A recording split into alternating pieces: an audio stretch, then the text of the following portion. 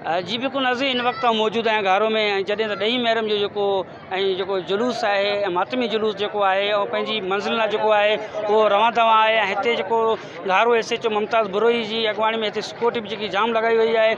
ऐं हिते जेका अज़ादार मौजूद आहिनि, अचो तो उन्हनि सां ॻाल्हि ॿोल करियूं त उनजो छा चवणु आहे। कि मुहर्रमुल हराम मौला हुसैन का महीना है। ये वही महीना है जिसमें मौला हुसैन अपने ख़ानदान की कुर्बानी पे कुर्बानी देते रहे।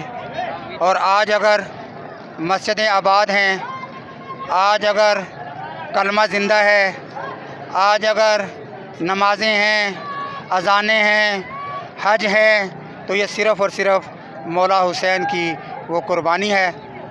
तमाम आलम इस्लाम के जितने भी मुसलमान हैं वो आज के दिन मौला हुसैन की दिन को मौला की कुर्बानी का दिन के तौर पर मनाते हैं और हर साल अक़ीदत और एहतराम से मनाया जाता है। न सिर्फ़ पाकिस्तान में बल्कि पूरी दुनिया में आज यौम हुसैन और पूरी दुनिया में आज आशूर का दिन मनाया जा रहा है। ही जो जुलूस बरामद थो वो तकरीबन 2:30 बजे थो है। तमाम आस पास जो अंजुमनूं इते शिरकत कई है। नवाखानी भी थी है, अंजुमन सिपाही अब्बास मार्केट का भी आई है, हैदर करार आई है। ऐं पुरसकून ही जुलूस है, मातम हुसैन थींदो है। ऐं सब मोमिन तकरीबन शाम 6 बजे ताईं वापस इमाम बारगाह पुॼंदा। ऐं ही पुरसकून काफ़िलो आहे। हिन में काई भी शरपसंदी कोन्हे का हितों जी इंतज़ामिया पुलिस आहे उन्हनि भी इलाही कोऑपरेट कयो आहे। ऐं हितों जे जेके अहले सुन्नत भाइर आहिनि असांजा, उन्हनि भी इलाही कोऑपरेट कयो आहे। ख़ासि तौर ते शुक्रगुज़ार आहियां मीडिया वारनि जो जेके मौला हुसैन जे मैसेज के आम थी करे। ऐं शुक्रगुज़ार आहियां उन्हनि मोमिनीन जो जेके मौला हुसैन जे हिन मिशन के अॻियां खणी था हलनि। अल हुसैन इमाम बारगाह ता जो जुलूस निकितो अॼु 10 तारीख़ है। तमाम तादाद ऐं माण्हुनि जी वॾी तादाद हुई, आज़ादारनि जी तादाद वॾी हुई। ऐं तंहिंमें काफ़िलो हाणे रवा दवा है वरी इमाम बारगाह रहे। ऐं असांजी इंतज़ामिया जेकी आहे घारो SHO मुमताज़ बुरोही जे तमामु साकार सां ऐं सिक्योरिटी सख़्तु हुअण जे करे ऐं काफ़िलो पंहिंजी मंज़िल ते रवां दवा आहे। ऐं घारे जो काफ़िलो जेको आहे तमामु डिस्ट्रिक्ट ठट्टे ज़िले खां वॾे में वॾो काफ़िलो घारे शहर जो आहे। अज़ादारी इमाम हुसैन असांजे लाइ वॾी इबादत आहे, असांखे पंहिंजे साह खां वधीक प्यारी आहे।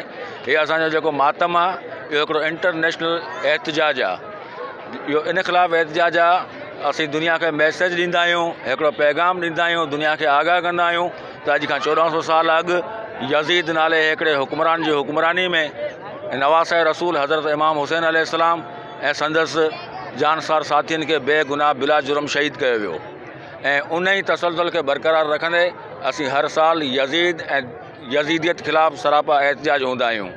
ऐं इहो बि असीं वचन वरजाईंदा आहियूं त जेसिताईं असां ज़िंदा रहंदासीं तेसिताईं हर ज़ालिम हर वक़्त जे यज़ीद ऐं जाबर सां मुआदो अटकाईंदे मज़लूमियत जी हिमायत जारी रखंदासीं। असांजे आज़ादारी ही जेको माना इमाम बारगाह मां गुज़री वई है, उतां खां जीअं काफ़िला इहे जेका निकिता आहिनि आज़ादारी थींदी अचे हिन वक़्तु असां जेको माना वॾे स्टॉप ते पुॻा आहियूं। हाणे हितां स्टॉप खां काफ़िलो जेको माना वेंदो आज़ादारीअ जो सो इमाम बारगाह में वेंदो।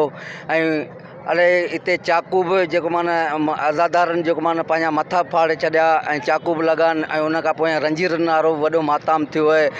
ऐं इंशा ताला इहा आज़ादारी न रुकंदी ऐं इहा आज़ादारी थींदी रहंदी। हुसैन ज़िंदाबाद ज़िंदाबाद।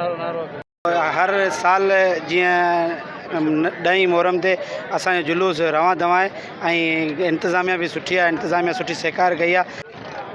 कैमरामैन अहमद चंडियो सां गॾु हक़नवाज़ चंडियो, जेकब न्यूज़ ठठो।